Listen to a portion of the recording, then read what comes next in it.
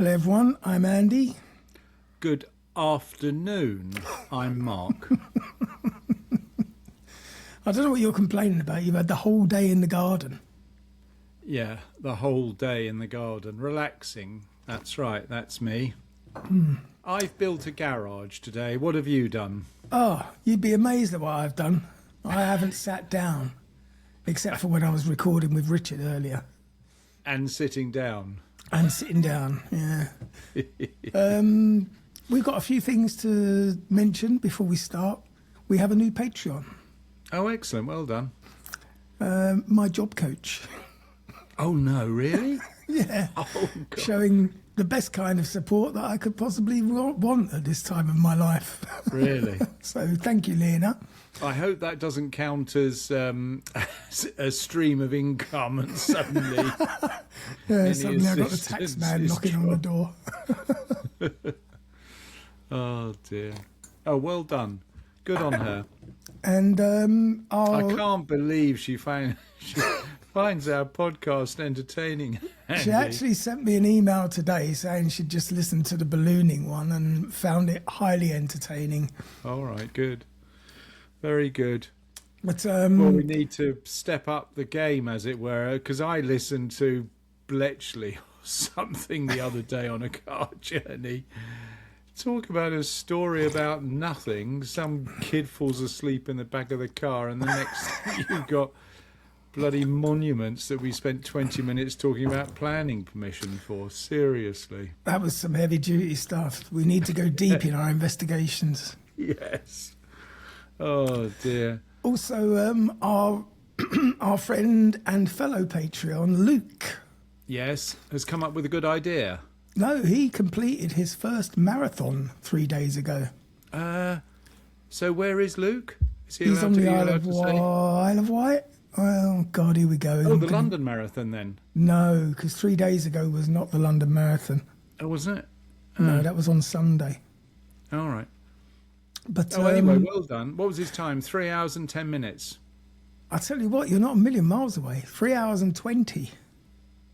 Which is amazing for a first. I was going to say, Luke is a super fit individual in that case. Yeah, there was a picture.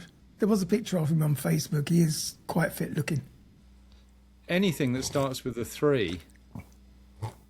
Talking about the marathon, I think we might have touched on it before. All right, so the fellow ran under 2 hours, 1:59:30. What about the poor guy who came second, who also ran under 2 hours? Oh, fucking hell. What so a the disappointment. second man in history to run under a 2 hour marathon, and no one knows who the hell he was. He was second. But I mean, unless he was using the first guy as a pacer, he probably wouldn't have made that speed anyway. Well, you're a bit of an expert on running marathons. I think just for Luke, in honour of Luke, we should do an episode about running marathons. Well, fair play to Luke. Well done.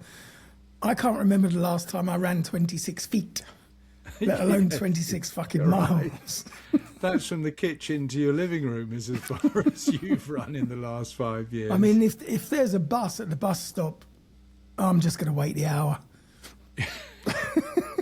I ain't running for nothing. Unless you're holding something truly valuable that doesn't belong to you, what is the point of running? Well, I can tell you I got caught out yesterday with rowing training. The coach that was there yesterday, he was dealing with something. He said, I'll tell you what, the best way to warm up is to go for a jog. So he said, everybody jog to the furthest birch tree. I was thinking, what the hell is he talking about?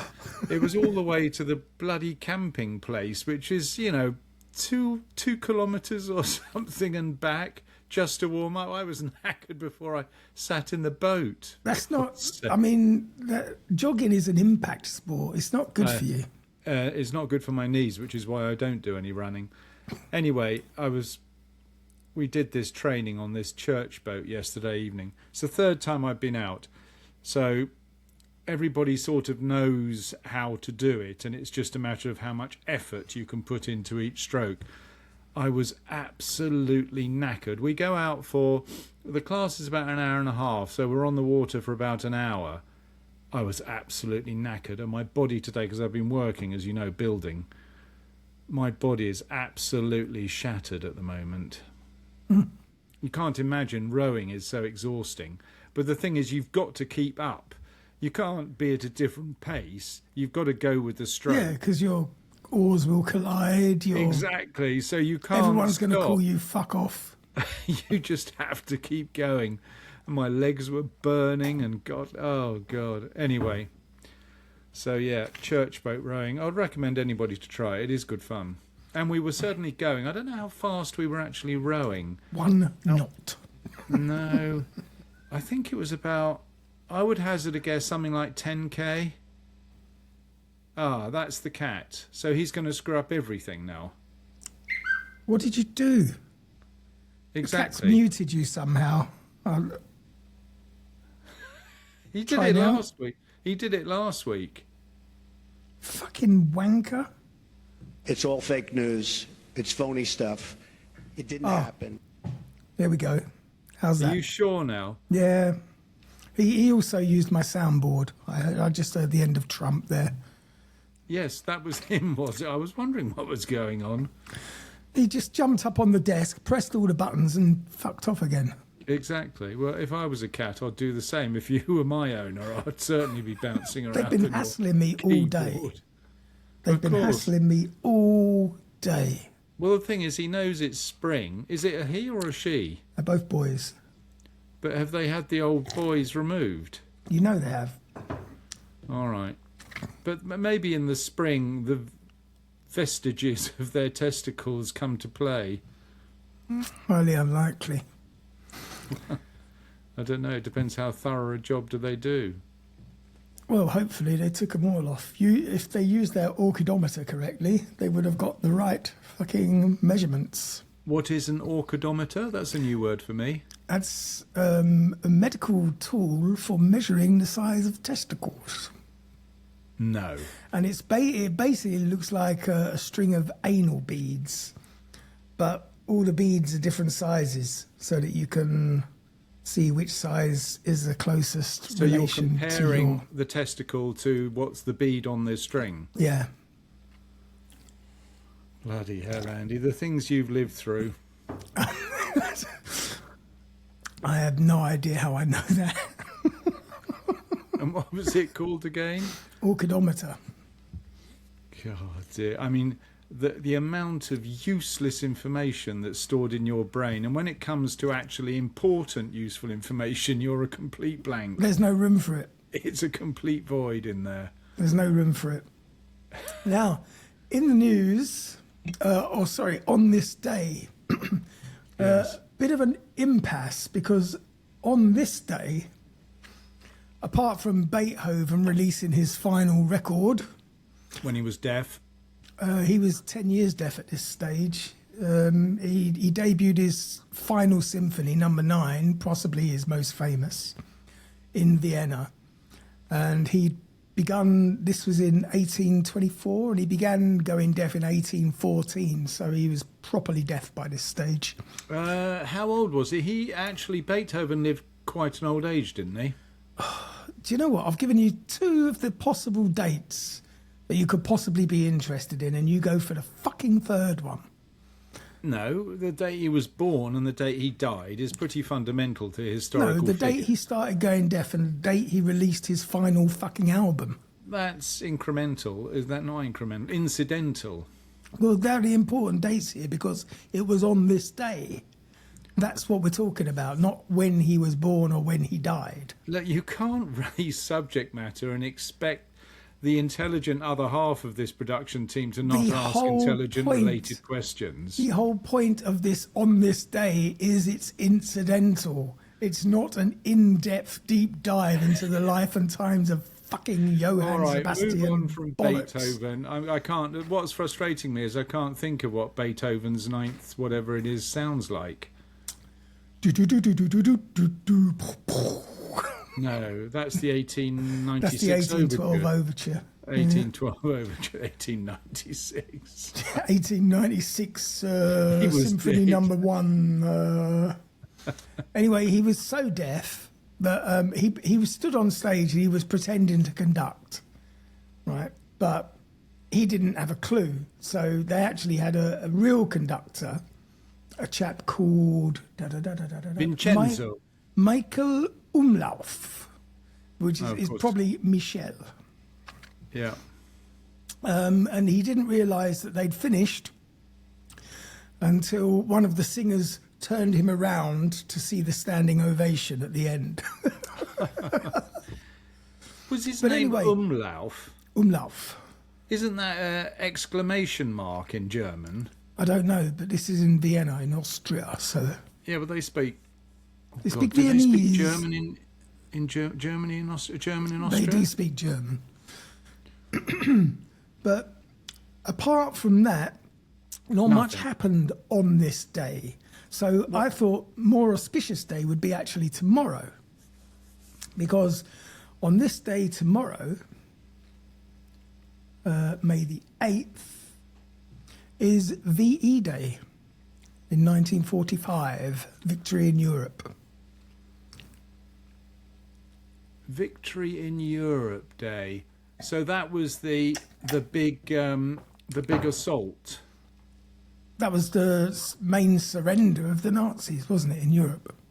No, Basically. isn't that's Armistice Day in November. No, Germany surrendered to the Allies, bringing an end to World War One. Oh, In I Europe. see. World War One. Well, that was well before my time. Oh no, World War Two. That was 1945. God, for God's sake! Well, you're confusing me now. Just don't. Just let me do my shit. The surrender marked the end of the 6-year war in Europe, although the conflict in the Pacific didn't finish, and it was the Japanese that continued until November, Oh, right. which was Yeah. VJ Day. All right. Now, I don't want to criticise the production methods here, You can't because they're faultless. but normally speaking, when you do this day in history, it's not this or roughly this day in history. It's this day in history. Yes, and but if this- nothing happened, This is there's nothing happened. important. This is important because of my next one, which is tomorrow, May the 8th, is David Attenborough's 100th birthday. Oh, no, that is interesting. 100 years old. And it was him, or it was his birthday coming up, that got me thinking about other people from our youth who were hitting 100. And that's that's basically the subject we're going to talk about today, is one of those people. Who made it to 100? The most famous person who didn't make it to 100, but she would have been 100 this year, in a couple of weeks, in fact. The Queen. No, more famous than the Queen. More famous than the Queen in our lifetime. Was she alive in our She lifetime? definitely was. I didn't realise, but she actually died the year before I was born in 1962. And we're talking about Norma Jean Baker, All right. Marilyn Monroe. Well, that was a bit of a tragic one, wasn't it? It was a tragic one, but it struck me, fuck me, she would have been 100 years old this year. And she was such a big part of our youth. I mean, everybody in the world knew her name. Yeah, but that simply reflects the fact, poor girl, she died when she was 40, obviously something. Oh, well, we'll get into the dates when I start the actual podcast. Don't start picking me up on details now, mister. All right. So Can have you get got off my anything- desk? You're really going to piss me off if you carry on. Have you got anything else interesting to talk about? People have been waiting a whole week for this. You've That got was my a segue. day in history that wasn't today. That was my segue, and this is going to be quite a long episode. What, because you fancy Marilyn Monroe? So the ancient Incas and their incredible masonry skills took 30 minutes and no conclusion at all. But Marilyn Monroe, who you obviously had posters of on your bedroom. I didn't. I had one of Andy Warhol's original lithographs. You had a picture of one of Andy Warhol's original lithographs. You didn't have one of his original lithographs. Signed by Andy, to Andy, from Andy. And Yes. underneath it said, "And Marilyn, kiss." It wasn't fake. Have you ever in your life had something that turned out to be really valuable, but you didn't know it at the time, and you just threw it away or something? Well, I found a gram of coke in my pocket once. No, but you didn't buy an LP or something that Oh, suddenly no, I have became a lost. collector's item. I have lost all my vinyl records, and I had quite a collection, including the Ballad of John and Yoko on the original green vinyl. I had lots of signed albums. I just had a really good, lots of 12-inch disco records that were, a lot of them signed by the artists, many of them one-hit wonders, but definitely worth a few bob now. But I Why gave did them. you get rid of them? I didn't get rid of them as such. I foolishly gave them to a girlfriend, and of course, when we split up, the records were gone She forever. probably smashed them. No, she's probably sold them long ago for a dime bag of skag. What is a dime? Is that heroin? This poor girl was a heroin addict after she met you. She was in all sorts of serious trouble before she met me that I didn't know about. And what was the attraction for her to you, Andy? Oh, look at he the looks like a look nice at the bloke. records on him. No, but I mean, there must be people that have owned masterpieces and just didn't realise it. Yeah, you see And them just turn chuck up them on in the skip. Antiques Roadshow once in a while, don't you? When someone indeed. goes, "Oh, do you know what you've got here?" Yeah.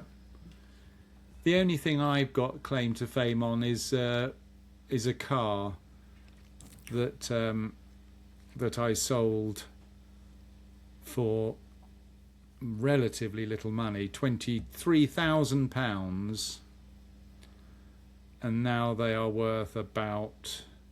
Well, one of them sold for £500,000. What? And the normal going price is about 300,000, 400,000. Jesus, what car was this? You will never guess in a million years. A Volkswagen Beetle. No, it wasn't. It was a Subaru. And you sold it for 23 grand, and it's worth about 300. Or more. That's Bitcoin money. That's ridiculous. Yeah. No, I sold it to move here, actually. In 2004, I sold it to an Irishman for cash for £23,000. I bought it for 40, so it was quite an expensive car, but not very expensive. I had it for 4 years. Did you not get it valued or check the value before you sold it on? Oh, no, that was the value in those days. That was the glass book value, was it? No, I mean, it was that was what they were going for in those days. There was no demand for them. Craziness. And admittedly, it was 21 years ago. But in that 21 years, it went from 23,000 to Colin McRae's sold for 500,000, and it was probably because of him. That's Colin McRae. Yeah, but the normal market is about 300,000 because the Japanese went crazy for them. There was only 400 ever made of these cars, actually 416. Anyway, that's my claim to fame. Anyway, Well, not fame.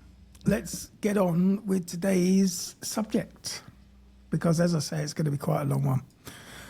So there are very few people in modern history whose image became larger than their actual life, and Marilyn Monroe is one of those people.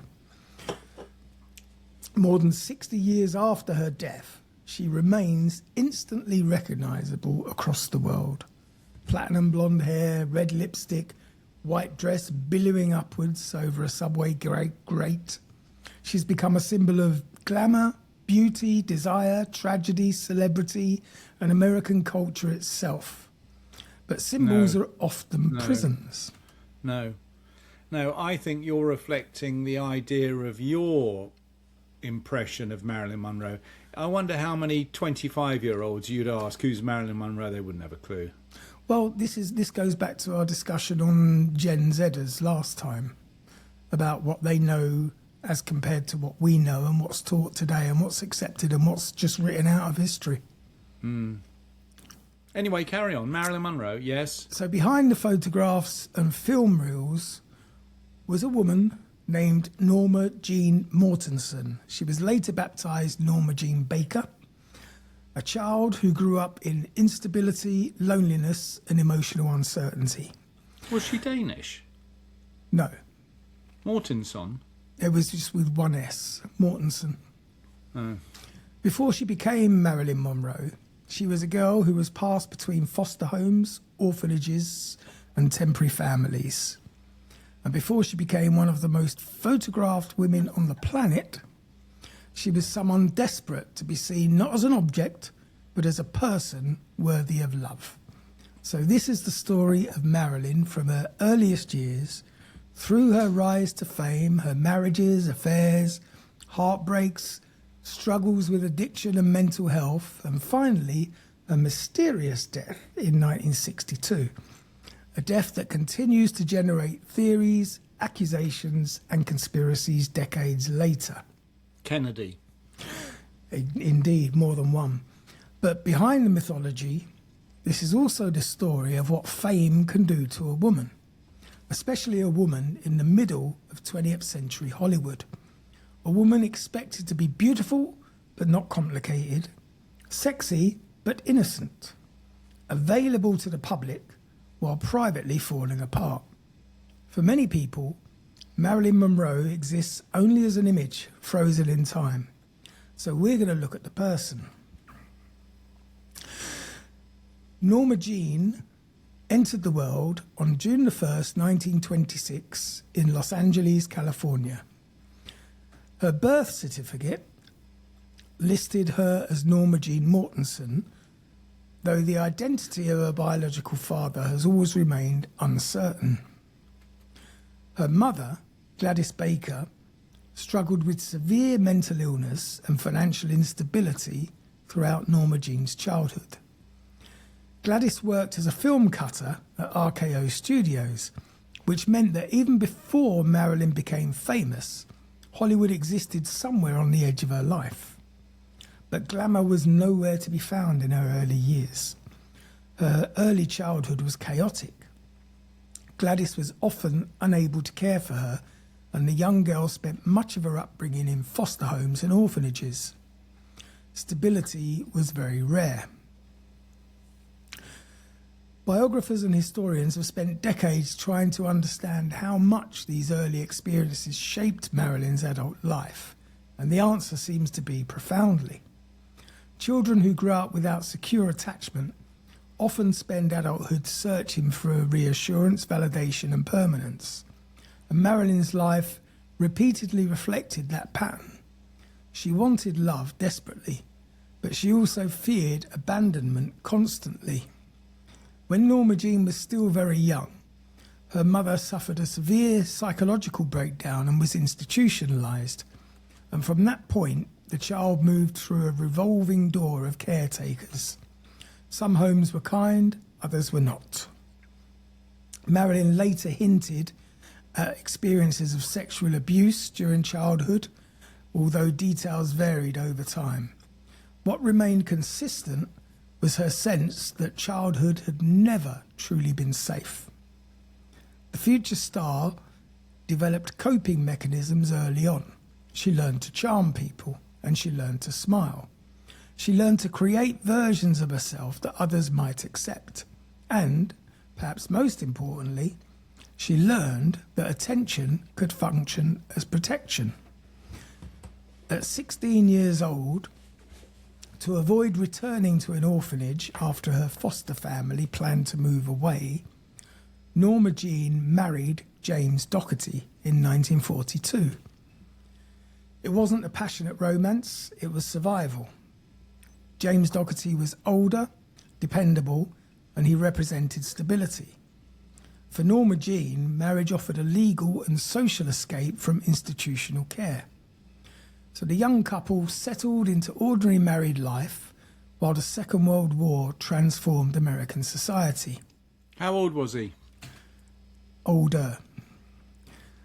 Doherty joined the Merchant Marines, and Norma Jean eventually took work at a munitions factory. That job changed everything. A military photographer visited the factory to capture images of women contributing to the war effort. Norma Jean stood out. She had something difficult to define but impossible to ignore, and the camera loved her. Soon she began modelling.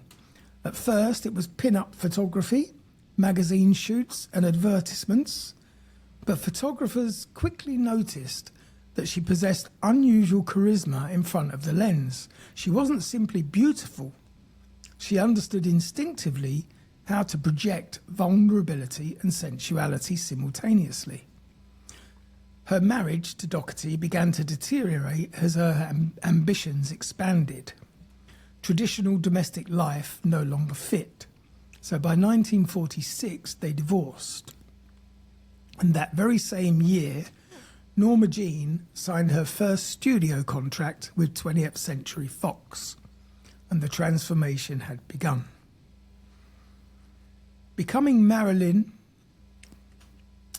in Hollywood in the 1940s, which was an industrial machine, studios controlled actors almost completely. Names were changed, teeth changed, hair changed, personal histories were rewritten, and public identities were manufactured.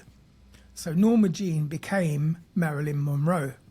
The first name was inspired by Broadway star Marilyn Miller, and the surname Monroe came from her mother's maiden name. With the new name came a new image. Her hair was lightened to an almost impossible blonde. Her appearance became increasingly stylized. The studio coached her speech, posture, expressions, and public persona. Yet Marilyn was not simply a passive creation. One of the great misconceptions about her is that she was unintelligent or naive. But in reality, she was actually ambitious, observant, emotionally perceptive, and deeply aware of exactly how Hollywood worked. She read constantly. She studied literature, poetry, psychology, and acting theory. She admired serious artists, and she wanted desperately to be taken seriously herself. But Hollywood, in the 50s, had other plans. Early in her career, she appeared in small roles, often playing secretaries, girlfriends, showgirls, or decorative women with very limited dialogue. Men desired her, women studied her, cameras adored her. By the early 50s, Marilyn Monroe was becoming a phenomenon. Films like Niagara, Gentlemen Prefer Blondes, and How to Marry a Millionaire transformed her into one of the most famous women in America. Her screen persona was carefully shaped, the dumb blonde, sexy, playful, childlike, available. The performance was brilliant, but also deeply limiting. Marilyn understood the contradiction better than anyone. Audiences laughed at her characters while simultaneously obsessing over them. Men fantasized about her body while dismissing her intelligence. She once famously observed that being a sex symbol was a burden. People projected fantasies onto her constantly, and projection can erase your personhood. The more famous she became, the more isolated she often felt. Her rise coincided with increasing scrutiny of her private life. Hollywood publicity culture thrived on gossip, scandal, and carefully orchestrated narratives. And Marilyn learned quickly that her romantic relationships would become public property. Every man she dated became part of the mythology, and there were many. Some relationships were brief, some transactional, and some were deeply emotional. But throughout her life, Marilyn repeatedly searched for emotional security in men who often couldn't or wouldn't provide it. Is she still unmarried at this stage? Yes, she's single. To understand Marilyn Monroe's love life, it's important to understand the environment she lived in. Hollywood in the 40s and 50s was profoundly unequal. Male studio execs controlled careers. Male directors shaped reputations. Male columnists determined public narratives. And male audiences generated profits. Women were expected to stay desirable while remaining compliant. For actresses especially, aging itself could become career destruction. And Marilyn existed at the centre of this system. And from early on in her career, rumours circulated about powerful men pursuing her. Some relationships appear consensual, others involved obvious power imbalances. She was linked romantically or sexually to agents, actors, athletes, executives, and politicians. One recurring pattern in Marilyn's relationships was the collision between vulnerability and performance. People often wanted Marilyn Monroe the fantasy. Very few were equipped to love Norma Jean the person. I've got a film that's just come to mind. Mm-hmm.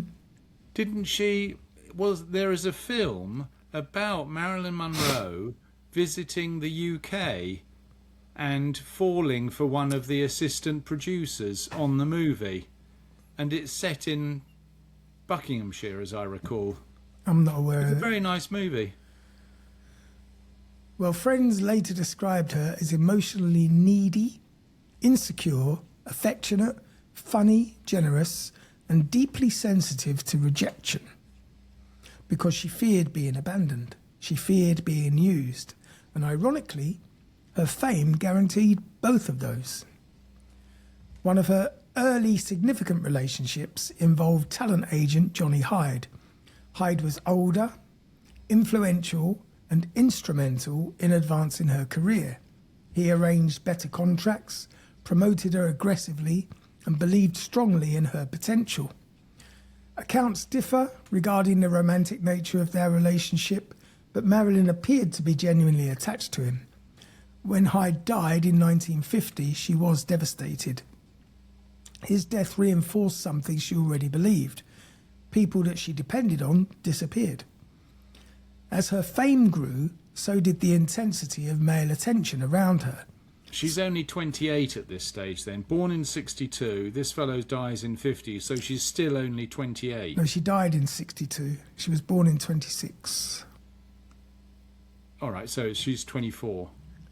Some men viewed her as a conquest. Others saw her as a fantasy made flesh. And still others wanted to rescue her. Marilyn often encouraged emotional intimacy quickly, perhaps because she craved reassurance so intensely.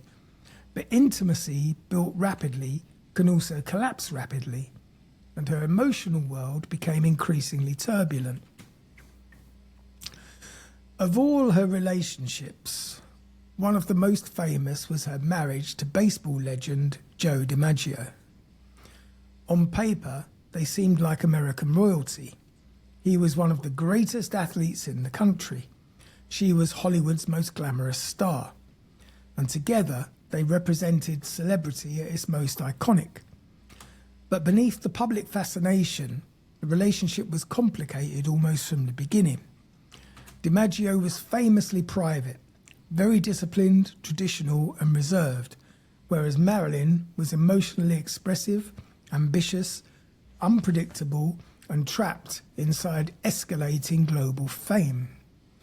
They met in the early 50s after DiMaggio reportedly became interested in her through photographs. At first, Marilyn appreciated his seriousness. Unlike many Hollywood men, he didn't seem dazzled by celebrity culture. He appeared protective, stable and grounded. And for someone with Marilyn's history, those qualities mattered enormously. But DiMaggio struggled with the realities of her career. Specifically, he struggled with her sexuality being publicly consumed. The defining symbol of their marriage came during the filming of The 7-Year Itch in 1954. The famous... Against... Who was she acting with in that one? No idea. I'll look it up because it's someone we know. The famous 7-Year Itch. What? What was it called? The 7-Year Itch. Yeah. Yeah, that's what I said. The famous subway grate scene. Marilyn standing over the vent while her dress billowed upwards. It was probably someone like Bing Crosby.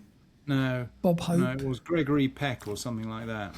Anyway, it became one of the most recognisable images in cinematic history. Crowds gathered even during filming, and photographers snapped relentlessly. Men cheered. Joe DiMaggio hated it. To him, the scene represented humiliation. To Hollywood, it represented publicity gold. Accounts suggest that the couple fought bitterly about it afterwards. Some reports describe emotional abuse and controlling behaviour within the marriage. Others argue that DiMaggio genuinely loved Marilyn, but he didn't have the emotional tools to navigate her fame.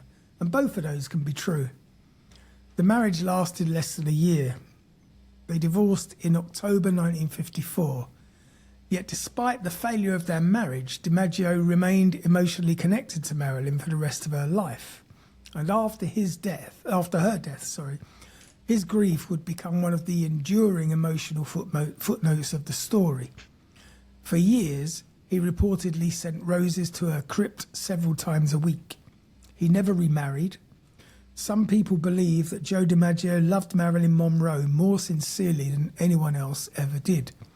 But sincerity alone wasn't enough to save the relationship. After divorcing DiMaggio, Marilyn entered a new phase. She wanted artistic legitimacy. She was tired of being treated as a joke and tired of being underestimated and of executives deciding who she was. So she fought back. In a bold move for the era, Marilyn left Hollywood temporarily and moved to New York. There, she studied acting at the Actors Studio under Lee Strasberg. Method acting fascinated her because it emphasized emotional truth.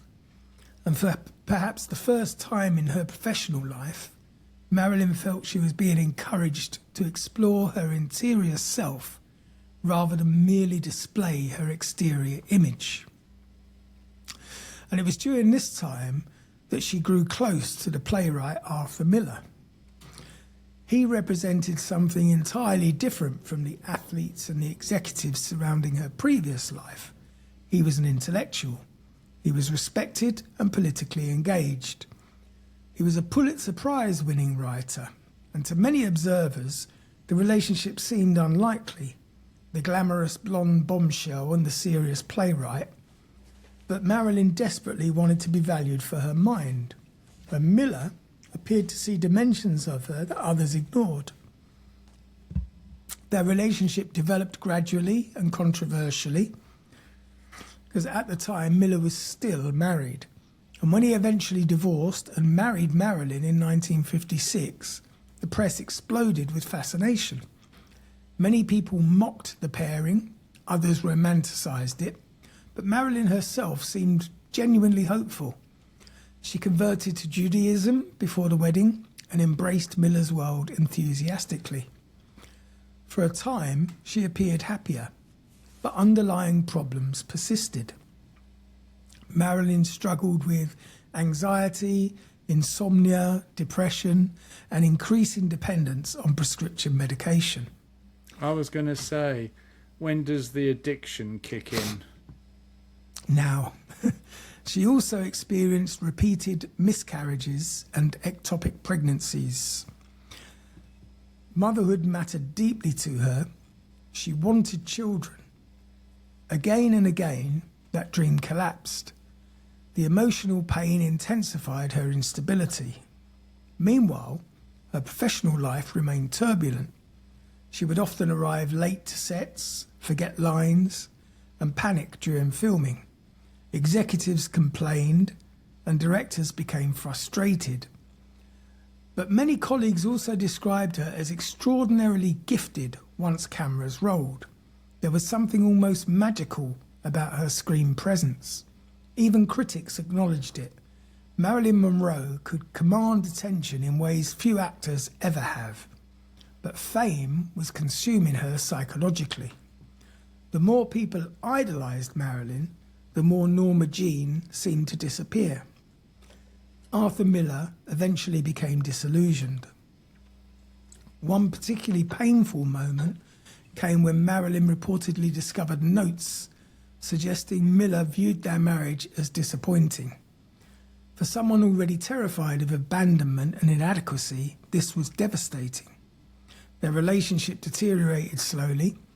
By the time they collaborated on the 1961 film The Misfits, which was written by Miller and starred Marilyn alongside Clark Gable and Montgomery Clift, the marriage was collapsing. The production itself became infamous.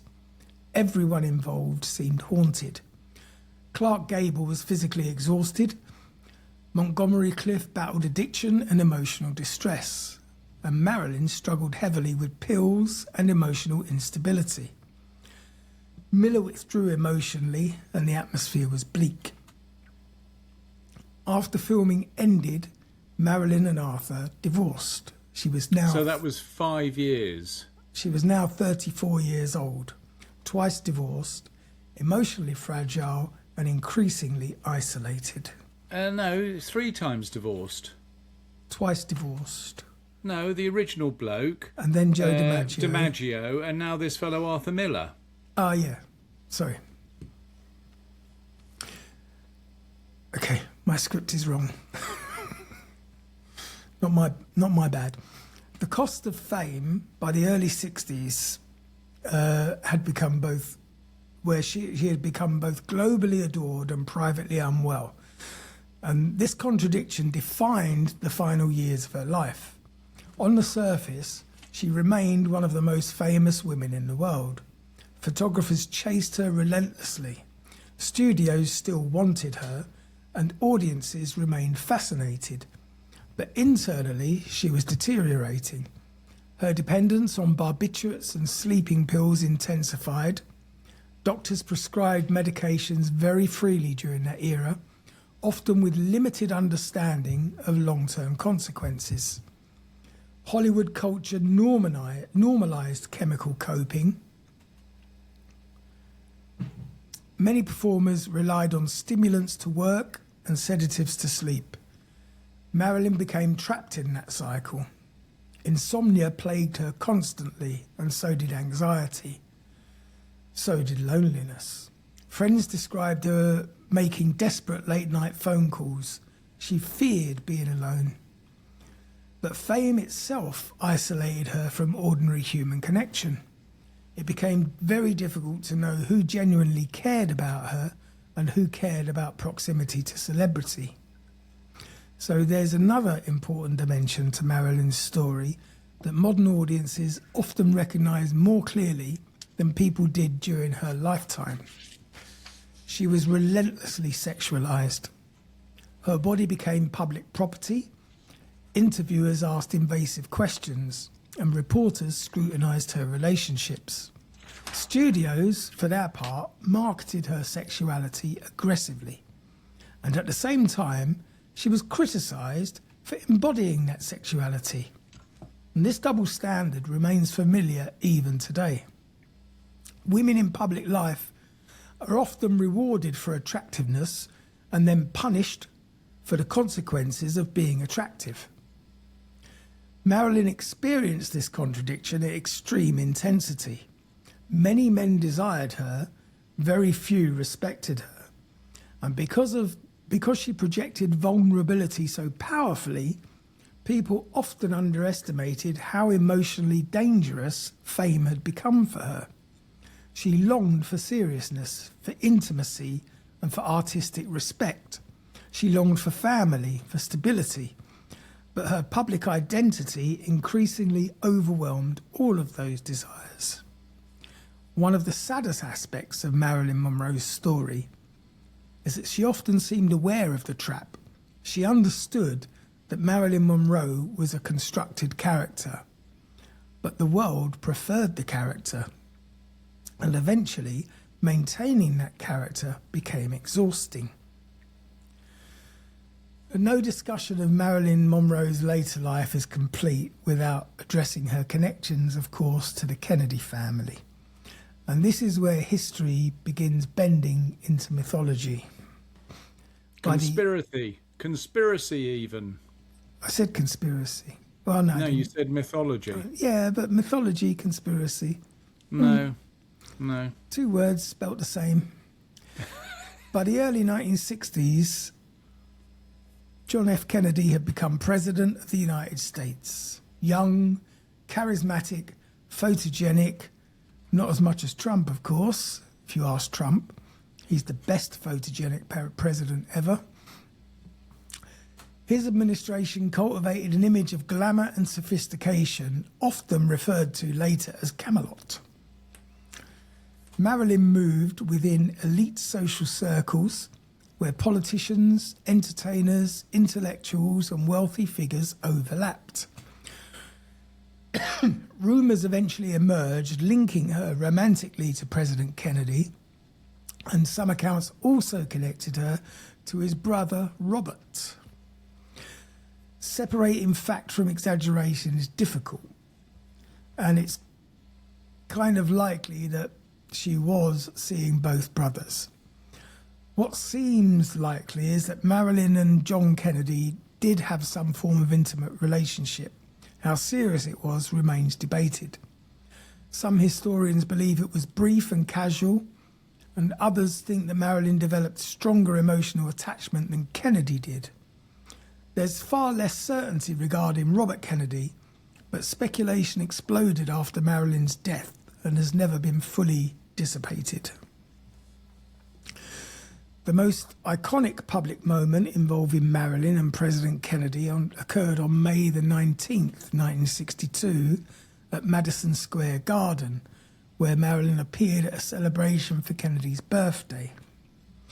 And whilst wearing a sparkling, skin-tight dress that seemed almost impossibly revealing for the era, she sang "Happy Birthday, Mr. President" in a breathy, intimate voice.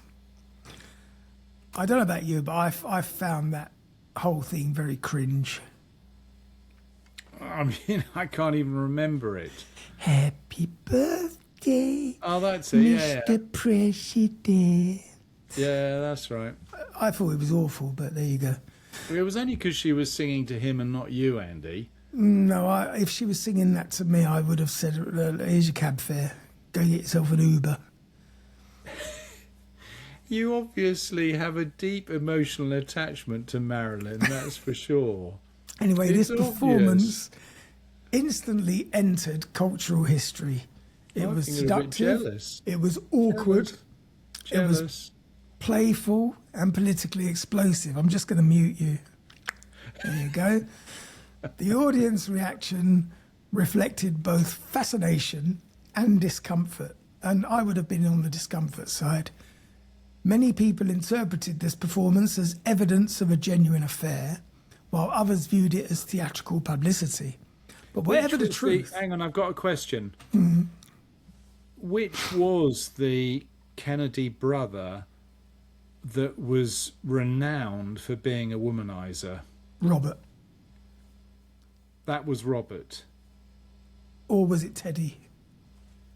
It was where they literally, I mean, the rumours are that, you know, his bodyguards used to have to stop on the way home for him to have some sexual encounter with some person almost every day. I mean, it's all of them, isn't it, though? In America, it's all of them. I mean, Bill Clinton couldn't keep it in his pants. Well, you Donald think Obama? Trump, he just rapes at will. I don't think he does that anymore, thank God. He probably tries.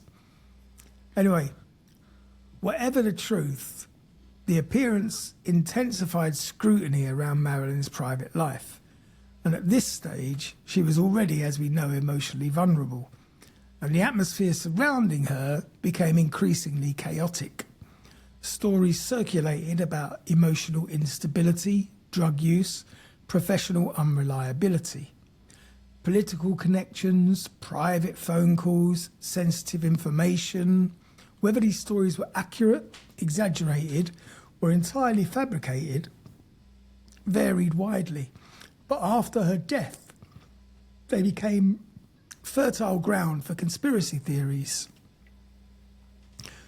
The final year of Marilyn's life was marked by instability. Professionally, she attempted comebacks.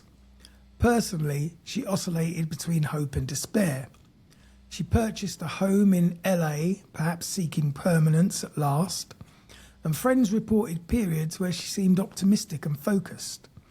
At other times, she appeared deeply depressed. Her health deteriorated, and so did her reliability. During production of the film Something's Got to Give, Marilyn frequently missed filming days due to illness and emotional struggles. The studio grew furious, insurance concerns mounted, and eventually she was fired from the production, although negotiations later suggested possible reconciliation. At the same time, she remained intensely famous. Photographers still documented every movement. Journalists still speculated endlessly. And beneath all of it was a woman increasingly dependent on medication. The combination of insomnia, anxiety, depression, fame, emotional trauma, and prescription drug use created a dangerous situation. People around Marilyn often failed to coordinate this effectively. Doctors prescribed medications, friends worried, and studios pressured her. Public fascination continued unabated. No one seemed fully capable of protecting her. And there's a tragic pattern that appears repeatedly in celebrity history. When someone becomes iconic, people sometimes stop recognising how fragile they actually are. And we see this even today with so many people. We saw it with Amy Winehouse. We saw it with Kurt Cobain. We see it with just so many people. But in fact, isn't that an obvious outcome of the type of individuals who do seek fame? I mean, you know, as you say, she had a troubled upbringing, bouncing around between foster families and such like. So there was a degree of insecurity, and it is through the aesthetic arts that people try and find some sort of escape, as it were. So they're always, I mean, you can, the list goes on. I was just thinking, when you were talking about prescription drugs, think of the number of famous, successful celebrity artists, actors, musicians or whatever, who have died as a result of prescription drugs. Michael Jackson, Prince, the Friends actor. I mean, and I'm not even in this world. I mean, there must be an endless number of people whose lives ended as a result of medication. Yeah. Well, Marilyn Monroe was very fragile. By 1962, the cracks were widening. In August of 62, August the 4th, Marilyn Monroe died. She was 36 years old. Officially, her death was ruled a probable suicide caused by acute barbiturate poisoning. She was found in a bedroom at her Brentwood home. A telephone was reportedly in her hand. The circumstances surrounding the discovery of her body quickly generated confusion. Timelines were inconsistent and witness statements varied. Questions emerged about who arrived when, which medications were present, and what communications had occurred beforehand. So almost immediately, speculation exploded, partly because Marilyn was globally famous, and partly because she had known connections to very powerful men, but also partly because the details surrounding her death were genuinely messy. The official conclusion emphasised overdose and mental distress, and there is substantial evidence supporting the possibility of suicide, because Marilyn had struggled for years with depression, emotional instability, addiction to prescription medication, insomnia and profound loneliness. She'd also experienced previous overdoses, whether accidental or intentional, and friends described her as emotionally exhausted. But many people found aspects of the case suspicious. Why were there conflicting reports? Why were the timelines unclear? And why were certain records allegedly missing or altered? And what role, if any, did the Kennedy connections play? So these questions transformed Marilyn Monroe's death from tragedy into legend.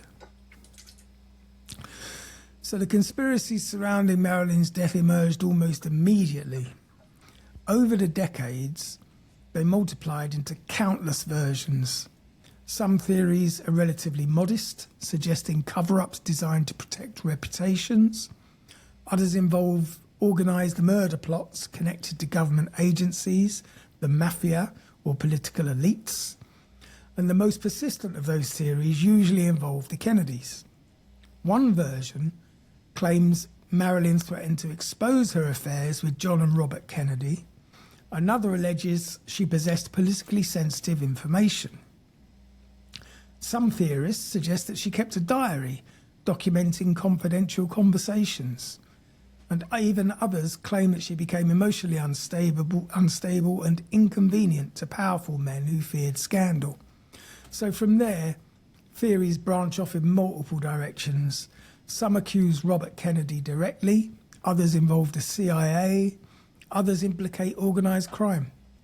Some suggest that Marilyn was deliberately administered a lethal dose of drugs, and others argue evidence at the scene was manipulated afterwards. There's also claims involving missing wiretaps, suspicious phone records, and inconsistencies in autopsy procedures. The problem is that decades of retellings have mixed verified facts with speculation so thoroughly that disentangling them becomes extremely difficult. What can be said with confidence is this: Marilyn Monroe's life intersected with powerful people, and her death scene involved ambiguities. And the American public already distrusted elite institutions enough for conspiracy theories to flourish. It's also important to recognise something psychological about conspiracy theories themselves. People often resist simple explanations for enormous cultural events. The idea that someone as famous and beautiful as Marilyn Monroe could die alone from an overdose and despair feels emotionally unsatisfying. Many people want a larger explanation, a hidden plot, a villain, a secret. But tragic human vulnerability is often less dramatic and more common than conspiracy.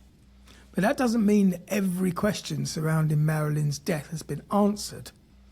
Historians continue debating details, and researchers continue revisiting evidence. New books and documentaries appear regularly. But after decades of investigation, no definitive proof has emerged establishing homicide.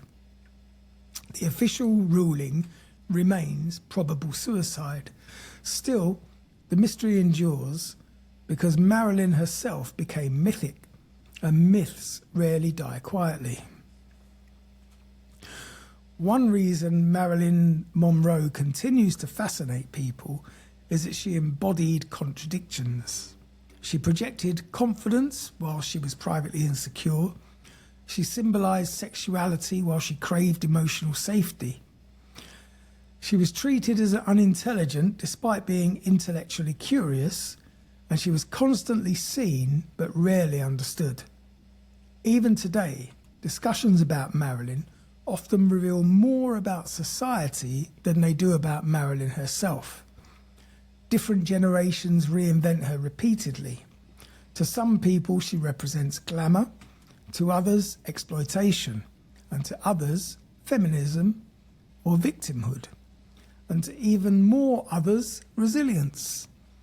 Perhaps the reason her story remains emotionally powerful is because it touches on universal fears: the fear of abandonment and not being truly loved, the fear of being trapped inside an identity created by other people, Marilyn Monroe experienced these fears publicly and at an enormous scale. She became one of the first modern celebrities consumed by mass media 24 hours a day. And unlike many stars before her, her vulnerability itself became part of the attraction. Audiences didn't simply admire Marilyn, they worried about her. They desired her, they projected onto her, and they mourned her. And that emotional intensity helped transform her from actress into cultural myth. And myths tend to flatten human complexity.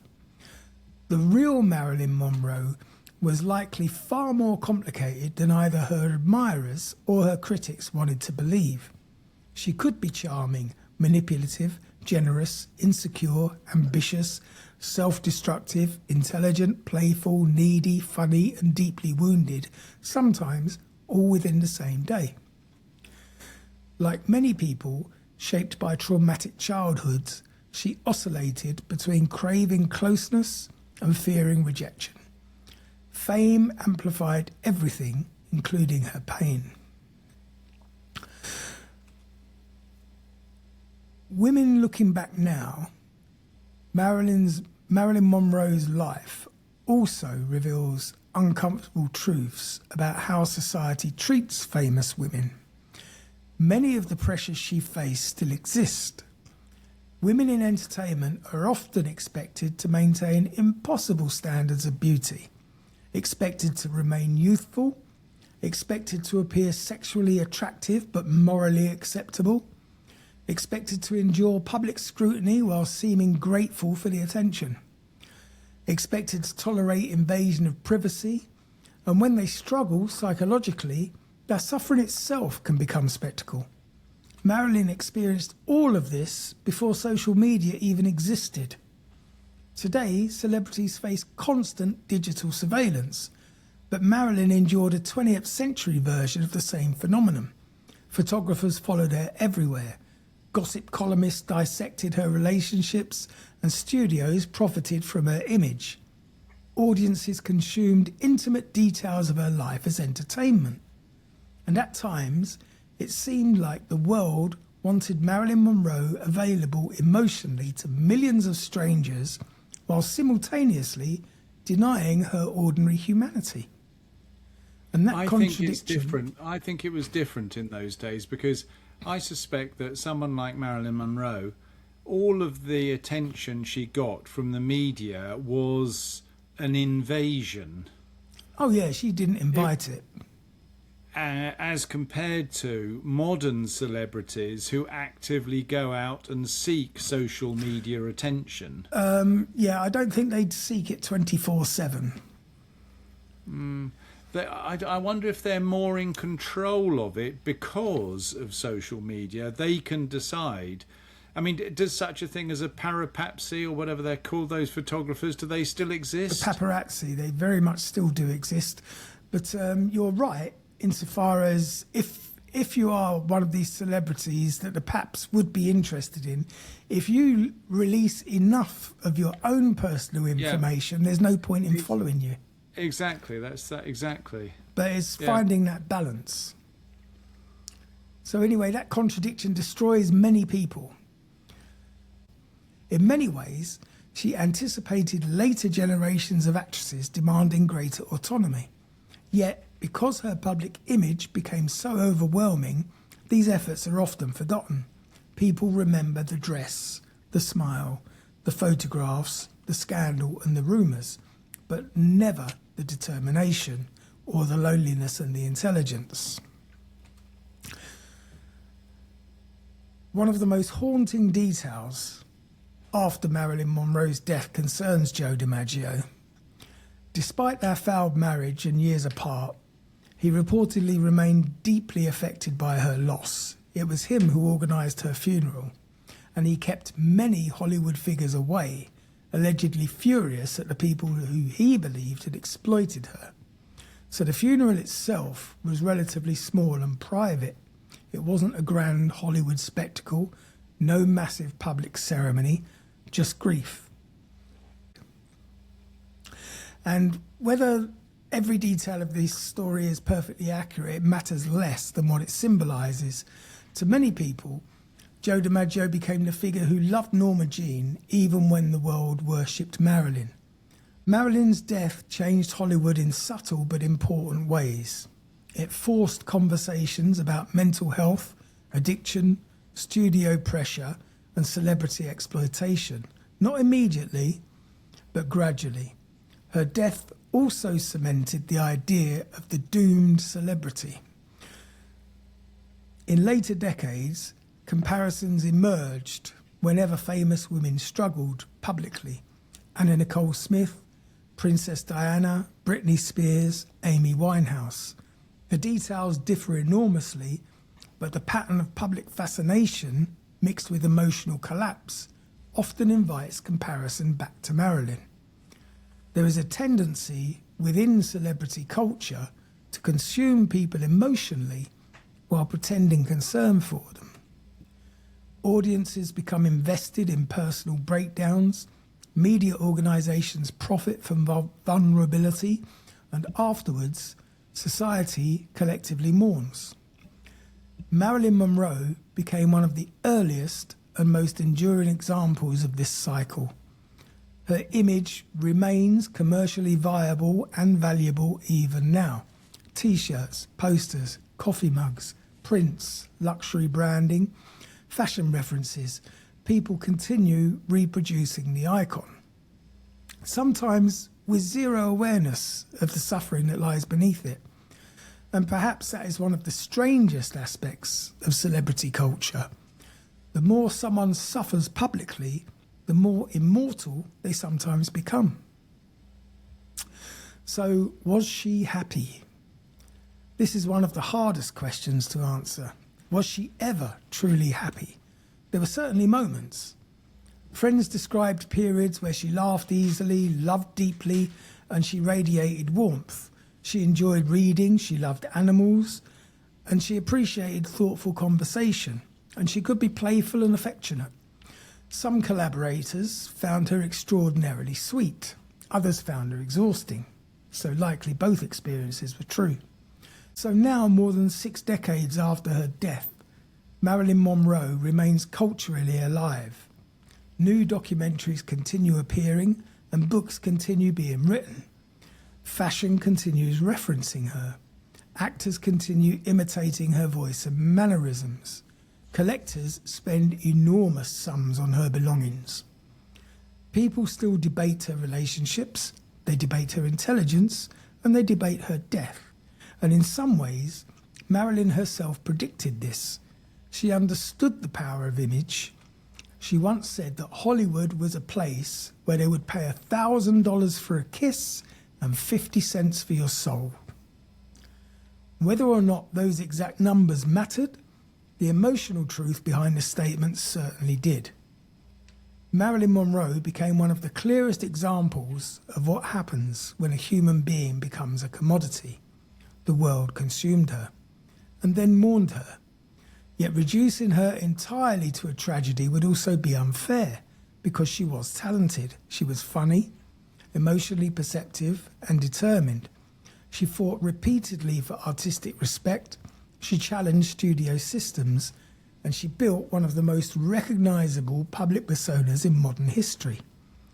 And despite the suffering in her life, she left behind performances that still feel alive decades later. Whether her death resulted solely from despair and overdose, or whether unanswered questions remain, the emotional tragedy remains the same. A woman who spent her life trying to be loved died feeling profoundly alone. But her legacy endures, because people still recognise pieces of themselves inside her. Marilyn Monroe became immortal partly because she represented dreams, but she also became immortal because she represented pain. And perhaps the most important thing to remember is this: behind the legend was a person, not a symbol, not a fantasy, and not just the woman in the white dress, but a human being, complicated, brilliant, and wounded. Although Marilyn's public image revolved almost entirely around male desire, her emotional world was shaped profoundly by women as well. And throughout her life, she formed intense friendships with female acting coaches, assistants, confidants, housekeepers, and fellow performers. Some relationships were nurturing, others became emotionally dependent. And because Marilyn's life was constantly scrutinised, rumours often blurred together with reality. One of the most important women in her later life was Paula Strasberg, acting coach and wife of Lee Strasberg. Paula became deeply involved with Marilyn's career and emotional stability, at times almost excessively so.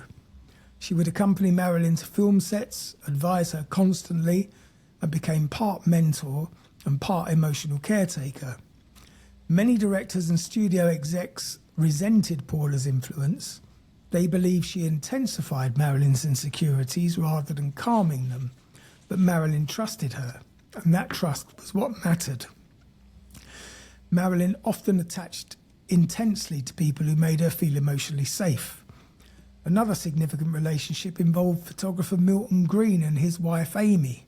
For a period, Marilyn practically became part of their family. The Greens offered her a sense of domestic warmth that she rarely experienced elsewhere. And again, this complicates the simplistic stereotype of her as helpless or unintelligent. She understood business more than people often assumed. She understood branding, negotiation, and power. And she recognised that studios profited enormously from her image, while often dismissing her as replaceable. There were also long-running rumours about Marilyn's sexuality, of course. Some books and documentaries have speculated that she had relationships with women, but the evidence is inconclusive. Hollywood in that era generated endless gossip, and bisexuality among entertainers was frequently sensationalised. What seems more certain is that Marilyn craved emotional intimacy regardless of where it came from. She was drawn towards people who listened to her and protected her, who validated her, and because she lived inside such a male-dominated environment, some of her most emotionally stabilising relationships may indeed have been with women. One of the enduring frustrations in her life was the gap between how she viewed herself artistically and how Hollywood viewed her commercially. She desperately wanted to be respected as an actress, not simply photographed and admired, but respected. And this desire shaped many of her professional decisions. She studied intensely, read Stanislavski, immersed herself in method acting, analysed emotional realism. Some critics dismissed these efforts as pretentious, while others believe that she genuinely possessed dramatic talent. Looking back now, many modern film historians argue that Marilyn's performances were more sophisticated than audiences appreciated at the time, particularly because comedy itself is often underestimated. In films like Some Like It Hot, Marilyn displayed impeccable comedic timing. She understood rhythm, pause, and expression. She could generate humour while simultaneously projecting vulnerability. And that combination is extraordinarily difficult. But even while succeeding professionally, she remained deeply insecure. Directors described her requiring endless reassurance. She feared failure constantly. Sometimes she would become so anxious before scenes that filming would slow down dramatically. Studio executives interpreted this as irresponsibility, but anxiety disorders can produce exactly that kind of paralysis. Marilyn often seemed trapped between perfectionism and terror. She wanted to be extraordinary, but feared that she never would be.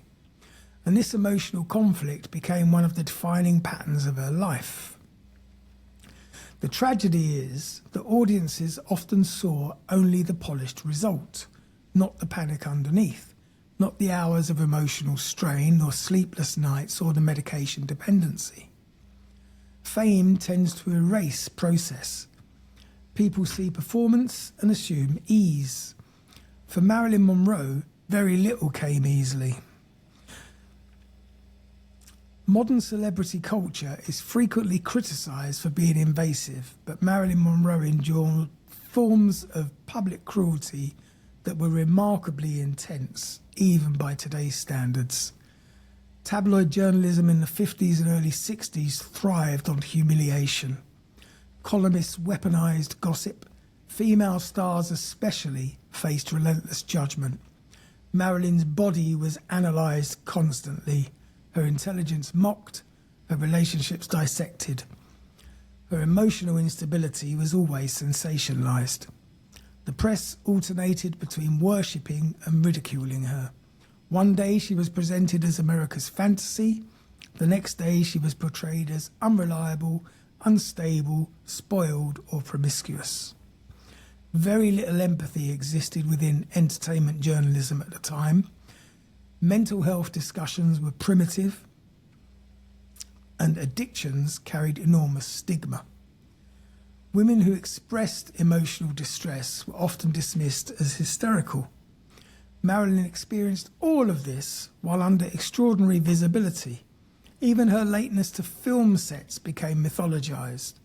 Some stories were undoubtedly true. She could be difficult professionally, but the media also exaggerated many narratives because chaos sold newspapers. There's also another uncomfortable reality here. People often become resentful to women who are born both beautiful and vulnerable. Beauty attracts attention, and vulnerability attracts judgment, and Marilyn represented both at once. Audiences would project fantasies onto her while simultaneously punishing her for failing to embody perfection consistently. My camera's turned off for some reason. You've gone blank. Yeah, my camera's just turned itself off. Let's just bring that back up. I don't know what happened there. Who knows?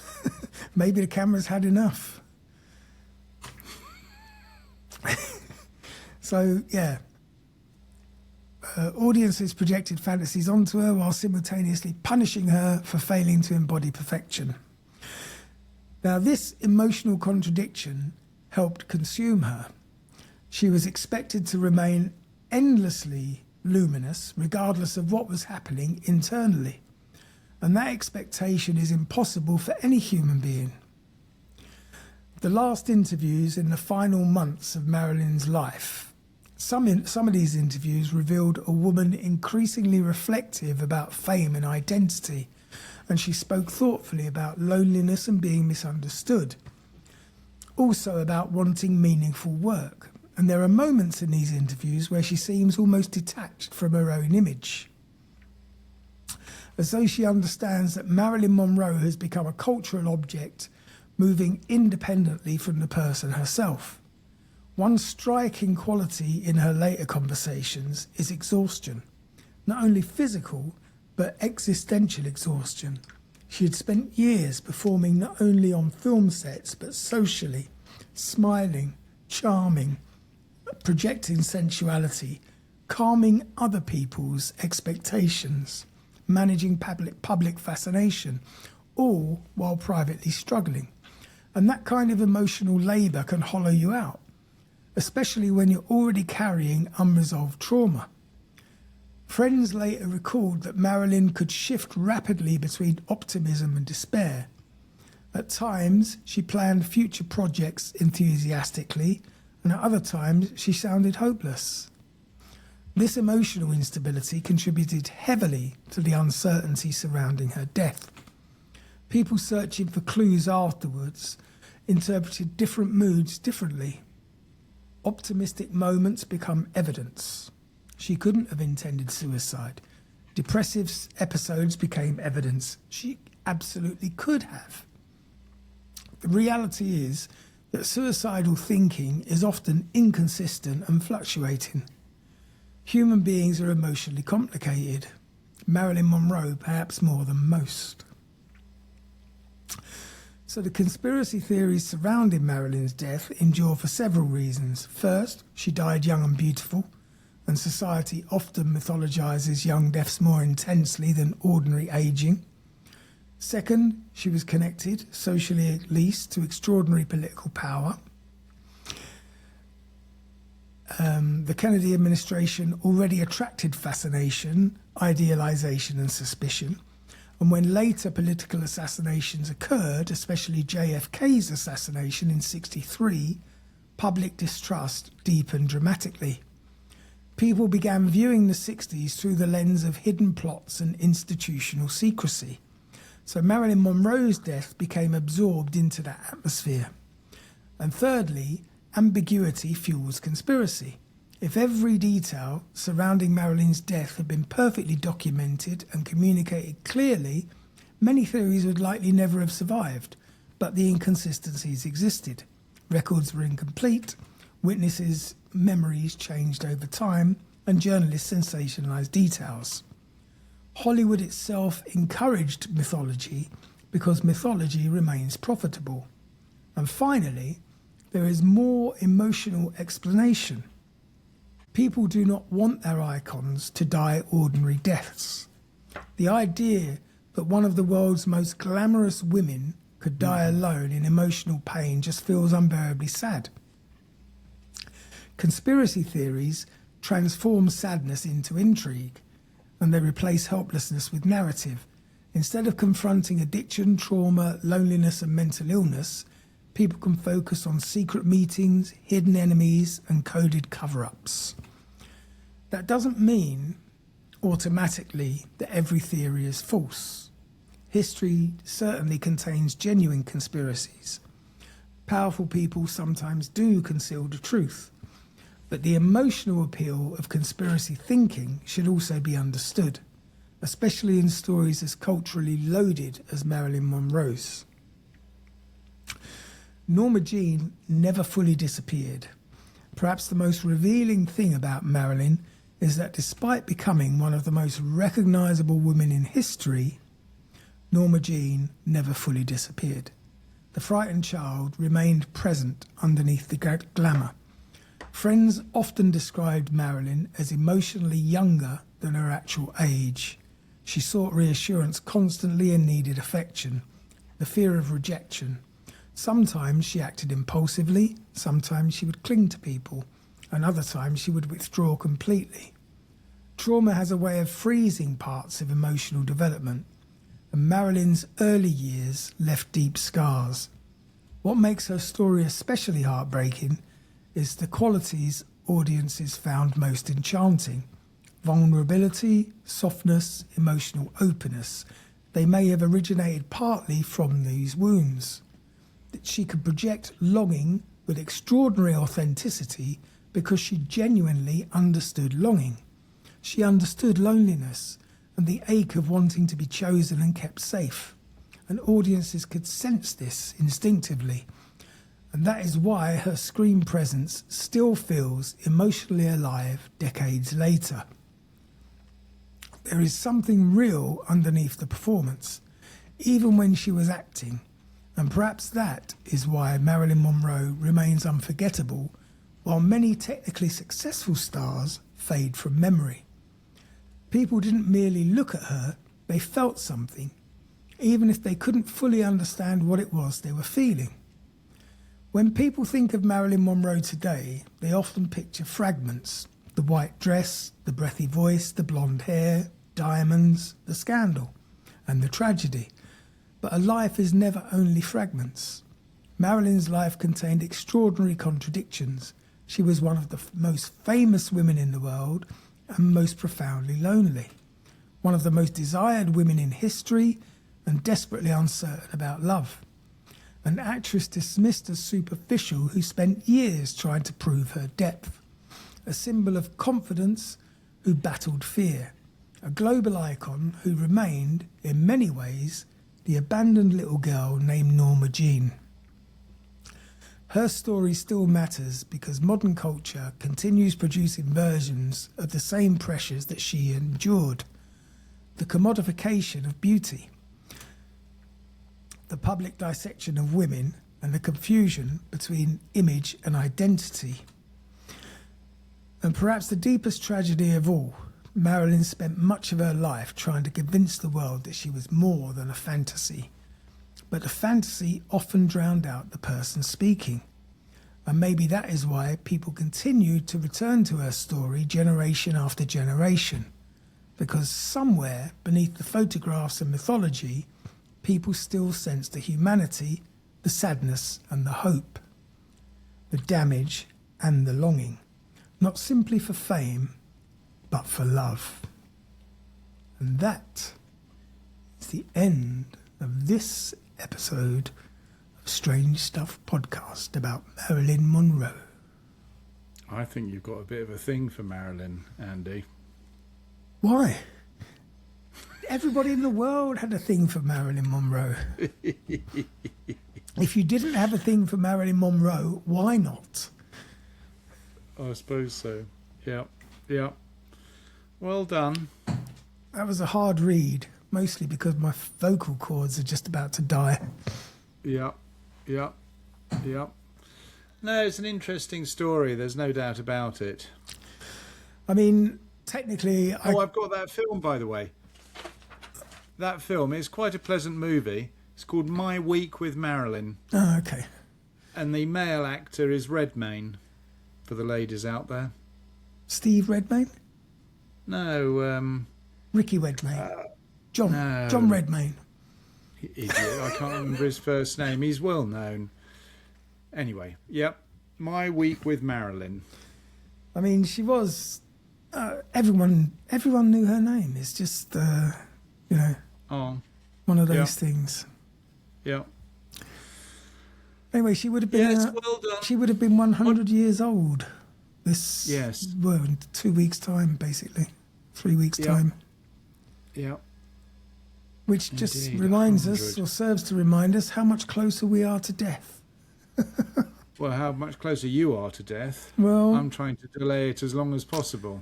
well, unfortunately, if you're going to go out there digging holes in the garden for 18 No, hours a you're day and then right. go and rowing church boats, for fuck's sake, Yeah, yeah. you're looking That's a to recipe for you're disaster. looking to work yourself into an early one. Yeah. Yeah. Yeah. All right, it's dinner time, for God's sake. Oh God, I've got a whole evening of editing now because I've got Richard's episode as well to do. Oh dear. Oh dear. All right. Oh well, that was our late Very recording good. for today. Thanks for listening, everybody. Hope you Yep. appreciate the story of Marilyn Monroe, icon and legend. And Yes, indeed. join us again next week, same time, same place, for another story. Or if you are one of our beloved patrons, you can join us on Wednesday for another story. Do you know, today I was actually going to do an alien one, but I think Oh. I'll save that for Monday now, obviously. All right. So that will Yeah. be next Wednesday's episode. It's I'll give you a clue. The word Venus is involved. Nothing fake about this story. No, indeed. Yeah. Don't forget, follow us on TikTok, Instagram and Facebook, and have yourselves a strange week. Don't become a Hollywood icon without having a damn good agent and a wall of protection in front of you. In the meantime, see you next week. Bye for now.